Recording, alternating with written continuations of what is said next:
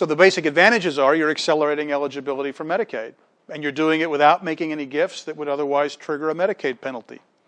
You're giving the community spouse more income and thus greater financial security. You're also, by the way, you could have probably given the spouse at home husband's Social Security check in lieu of the money that she's going to get from the annuity. But the problem with giving her the Social Security check is when Dad dies, Dad's Social Security check stops. And if she's become dependent upon that money, she now has the $100,000 that's already been spent at the nursing home, and the check that she's been relying on has now been taken away from her. Her Social Security might go up, but it won't go up as much as they just took away. So now she's going to have less income than even the miserly people at Medicaid think she needs. Whereas with the annuity, if Dad dies, the annuity just keeps chugging right along. It doesn't care that Dad died. So you've made her dependent upon a source of income that's likely to survive longer than Dad will. Because obviously Dad's in a nursing home, so he's not doing real well.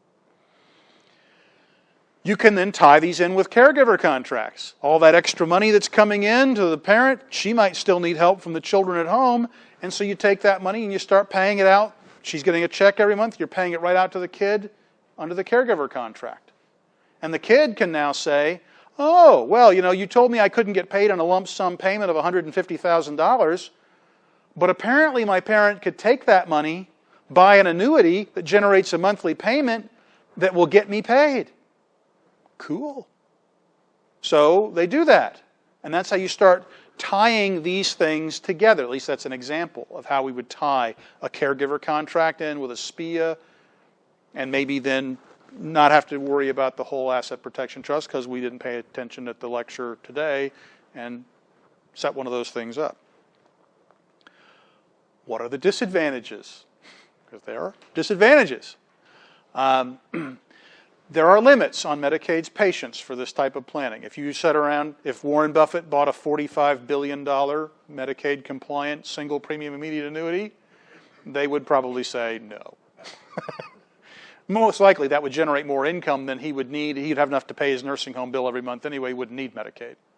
But the idea that you could take $300,000 or $400,000 or $500,000 or $600,000 of assets and annuitize them for your spouse and thus give her a monthly income of $15,000 or $16,000 or $25,000 a month, Medicaid finds that a little offensive. So they operate under right now the pigs get fat, hogs get slaughtered kind of an attitude. If they think the annuity is too big without telling you what they mean by that, they may deny you benefits. And then you have to litigate with them to get them. So you have to be careful when you set these up that you don't go too aggressive with them. There are commissions and costs associated with the purchase of these annuities. So there's an expense, a financial expense that is associated with them that you have to be prepared for. Most financial planners who sell annuities don't sell these, don't really even know what they are. There are a lot of requirements that these annuity contracts have to have in them that the typical annuity would not have, even a typical immediate annuity. So for example, if you've watched any television in the afternoons, you've undoubtedly seen the J.G. Wentworth commercials. If you need cash now, it's your money, Those people are being told, take your annuity, come to J.G., he will accept the annuity payments for whatever amount of time you have, and he'll give you a big fat check right now. He usually gives you about 50 cents on the dollar, as it turns out, because he's patient and you're not. And that's where he makes his money. Well, with these kind of annuities, these Medicaid compliant annuities, you cannot sell them to J.G. He wouldn't buy them anyway. You can't cash them in. You can't decide you want to get off this ride. It's an immediate, irrevocable, non-assignable, non-saleable, no cash value annuity. It makes no sense as a financial product unless you're doing Medicaid crisis planning. No one would buy one of these things as a sound investment strategy. The return on your investment is pitiful. The costs are comparatively high. But again, if you're spending $2,000 to buy one of these annuities, and you're saving the $100,000 that you're spending to get it, if you're spending $2 to get $100, that's a pretty good return on your investment, because the alternative is you're going to lose it. So sometimes people get rooked into dealing with the wrong financial planner trying to buy these things. And you cannot convert them into any kind of cash later on. Now, if you die, by the way, let's suppose we set one of these things up. Let's suppose mom is in the nursing home, and let's suppose dad dies. We'll just kill dad off. She continues, we're in the 72-month period, she continues to get her check every month. What happens if mom dies? Where do the checks go? Well, under these contracts, the check now goes to Pennsylvania. They're the primary beneficiary on the annuity to repay them for all the Medicaid they gave dad. Now, if they didn't give you much Medicaid to dad before dad died, and there might still be money left in the annuity, it can now pass to the family. But Medicaid gets paid back first, and then when they're done feeding on the annuity, the kids can have the rest of it if there's anything left. And that all depends on how long dad was on Medicaid and how long he got, how much money they paid out for him. So some people don't like that. Well, that's just cost of doing business. Okay, as we get ready to wrap up tonight, if you're going to be doing this kind of planning, you cannot come to something like this and now know what you're going to do. I can simply give you some basic vocabulary and some basic concepts for you to ruminate on a little bit, but ultimately what you have to do if you're interested in this kind of planning, you have to sit down with someone who knows what they're doing in this area and has experience with this. I am certainly one of those people, but I am not the only one of those people. And I'm not here to sell you my services per se. You know, you could go to Bob Kreitz at Rowland & Stock. Excellent elder law attorney, competitor of mine. He could help you do all this stuff too. You could go to Eric Fabrizio at Bingham & Hess, and Eric would help you do this stuff too. But there aren't a lot of attorneys in town who do this kind of work on a regular basis and do it well. There are a lot of, I work in a firm of 16 different lawyers, but there are only a handful of us in the office who do this kind of work. And even some of those come to me because they don't do it often enough to feel comfortable doing it. So this is an area, if you're going to work with somebody, work with, and it's generally going to be an elder law attorney. It's not going to be a financial planner or an insurance professional. This is just outside their bailiwick. It's not that they're bad people or they don't know what they're talking about. This is not what they do.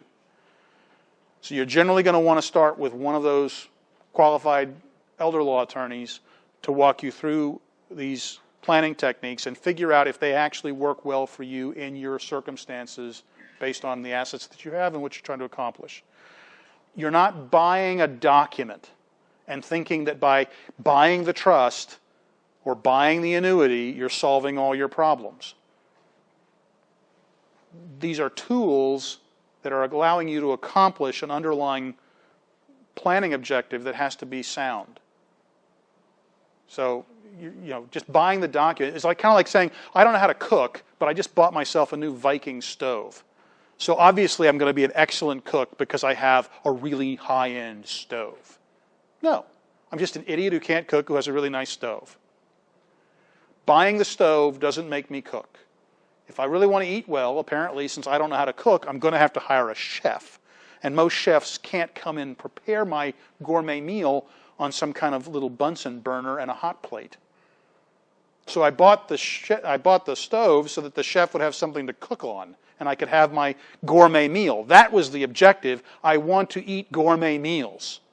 And I don't really feel like learning how to cook because, as it turns out, going to culinary school is really long and hard, and nobody wants to do that, except people that have a passion to cook. Get a good chef, get a good stove, plan your meal, eat like a king.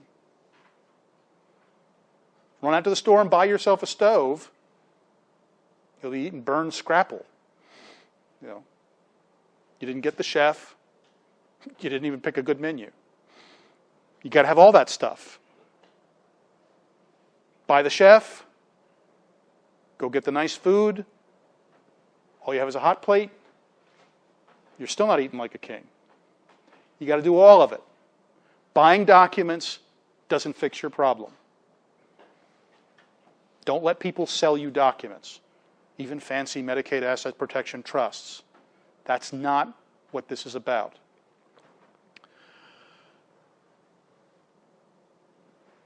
Part of what this planning involves is accelerating one's eligibility for Medicaid. And Medicaid is welfare, and being on welfare is not all that great. For example, if I want to go to a nursing home today, suppose I wanted to go to the Highlands. It's a nice place. It's not just a nursing home, it's a whole community of care at all different levels. They don't take Medicaid. So you just did a whole bunch of planning do Medicaid planning because you want to go to the Highlands. Nah, that's not going to work. Sorry. You want to go to Phoebe Burke's? They do take Medicaid. They're nice too. But, you got to know where you're trying to get to. But if I want to go to Phoebe Burke's and I walk in saying, "Hi, I'm Bill, I'm on Medicaid, can I get in?" The answer I'm going to get is no. You can pretty well pick any nursing home that you would like to go to, assuming you don't want to go to any of them, but if I have to go to one, I want to go to a nice one. Most nice ones aren't going to take you in off the street on Medicaid. You have to go through a beauty contest. They only take pretty people. The pretty people are the ones that are all wrinkly but have lots of money, as opposed to the people that are all wrinkly and don't have any money.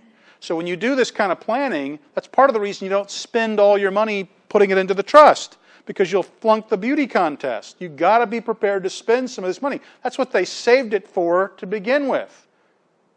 We don't really like to think of it that way. I saved it for a rainy day. Well, with most people, it could be Noah's flood going on outside, and it wouldn't be raining hard enough for them to spend their money.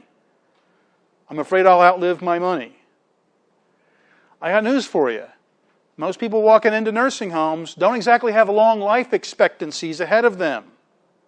Most of them are coming in from fractured hips. 50% of all people who fall and break their hip are dead within 6 months. Bear that in mind as you're doing this planning too. If you're planning, for the long haul in a time when you don't really have a long haul ahead of you, except for your kind of rose-colored glasses that Mom's going to live forever,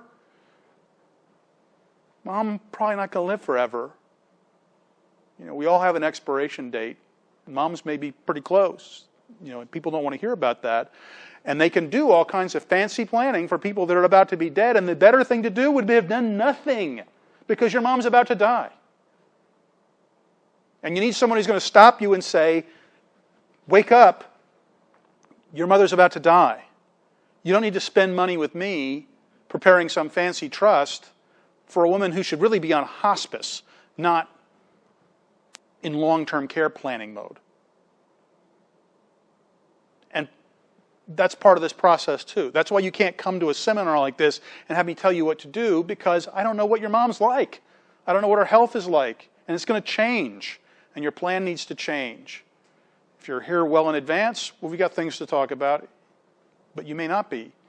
And you need to think about that.